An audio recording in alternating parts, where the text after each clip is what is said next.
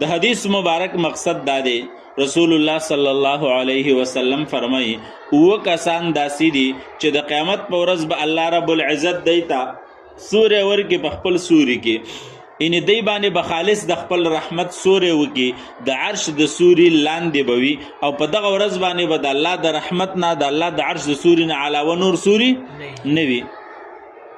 هغه اوه کسان څوک دي؟ یو عادل او انصافدار بادشاه دی چې خپل قوم کې رعیت کوي، انصاف کوي، برابروالی کوي. بل هغه جوان دی، هغه ځوان دی چې د ده هغه ځواني د الله رب العزت په بندګۍ کې تېره شي، یعنې دی راغټ شوی هم د الله په عبادت او بندګۍ کې دی، او ځواني هم د الله په عبادت کې ختم شي. او بل هغه سړی دی چې د ده زړه د جومات سره تړلی شوی وي، یعنې جومات سره مینه ډېره ده، په جومات کې خوشحاله وي، په جومات کې مطمئن وي. او نور بل هغه دوه کسان چې دوی محبت د الله رب العزت د پاره کوي، د یو بل سره مینه کوي، نو خالص د الله د پاره کوي. که دی راجمع کېږي د الله رب العزت د وجې نه، یعنې د الله په محبت باندې، او که د یو بل نه جدا کېږي هم د الله د وجې نه، د الله په محبت باندې. او بل هغه سړی دی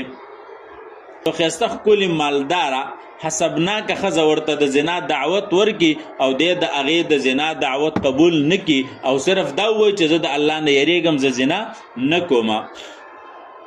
او بل هغه سړی دی چې دی صدقه کوي، او داسې صدقه وکړي